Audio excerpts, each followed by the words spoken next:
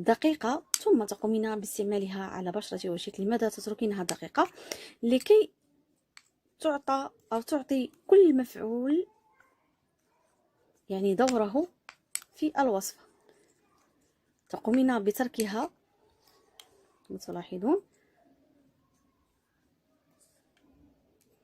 السلام عليكم، كنتمنى ان شاء الله يلقاكم هذا الفيديو في افضل واحسن الاحوال. بالنسبه للوصفه ديال اليوم، هي وصفه لتبييض البشره وتوحيد لونها، كذلك تزيد جميع التصبغات كيفما كانت في بشره الوجه، ورائعه كذلك حتى في ازاله الكلف. بالنسبه للسيدات اللي كيعانيوا من كلف في بشره وجههم، هذه افضل واحسن طريقه، هي مجربه ونجحت مع العديد ديال السيدات اللواتي يعانين أو كان لديهم مشكل الكلف. قاموا باستعمال هذه الوصفة، ساعدتهم في توحيد لون بشرتهم. كذلك يمكنكم استعمالها على الرقبة، سوف تساعدكم على التبييض 8 درجات. فقط داوموا على الوصفة وسوف ترون النتيجة. هنا كما تلاحظون لقد قمت بأخذ أو قمت ببشر البطاطس كما تلاحظون على هذا الشكل.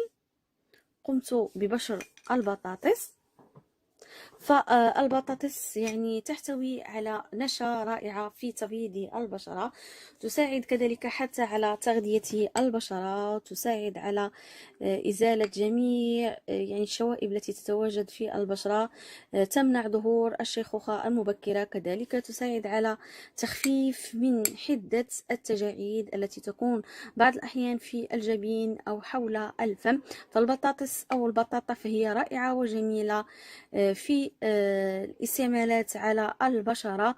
قومي باستعمالها، هي رائعة. وكذلك يمكنكم استعمال حتى السيدات اللواتي أصبن بحروق، فمباشرة عند إصابتك بالحروق تقومين بأخذ البطاطا، تقومين ببشرها على هذا الشكل وتضعيها مباشرة على الحروق، فلن تترك لك آثار الحروق أو تنتفخ لك منطقة الحروق وحصول هناك بعض الماء أو شيء هذا القبيل.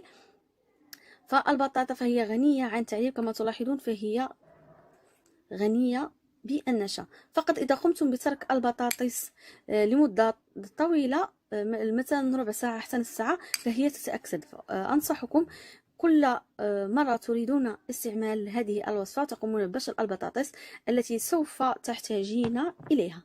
هنا كما تلاحظون ضروري أعطيكم الوصفة وأعطيكم الفوائد ديال المكونات في ماذا تفيد وبعض النصائح. هنا كما تلاحظون سنحتاج إلى القليل من العسل.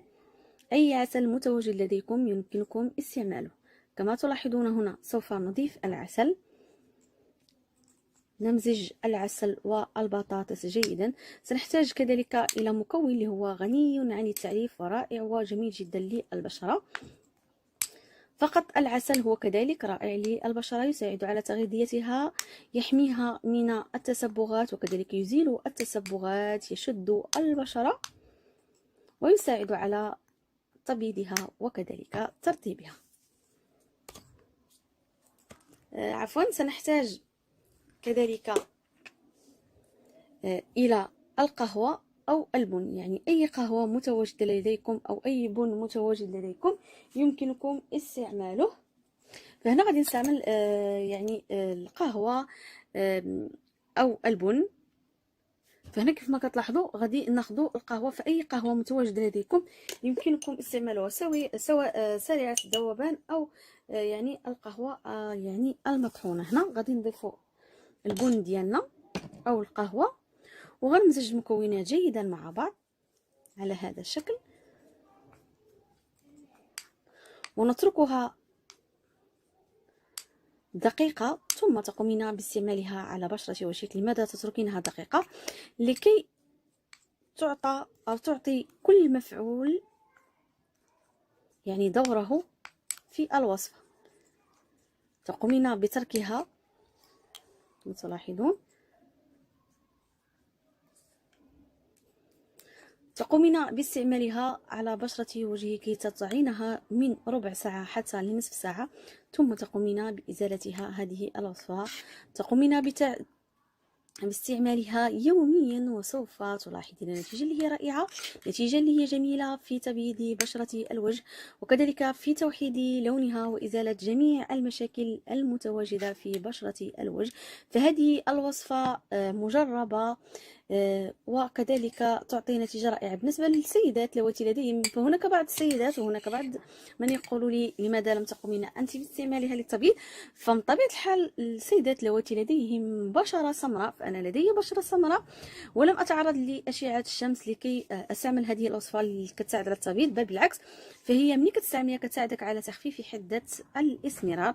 بالنسبة للسيدات اللواتي يعانين من إسمرار سواء ديال الشمس أو كلف أو غير ذلك، كتستعملوها سوف تعطيكم نتيجة ناجحة، نتيجة رائعة، لأن هذه الوصفة مجربة وتعطي نتيجة اللي هي رائعة في الاستعمال. ما عليكم سوى المداومة عليها يوميا وسوف تلاحظين النتيجة. لا تنسوا دعمنا بلايك كتشجيع لنا منكم، ودمتم في رعاية الله، ومع السلامة.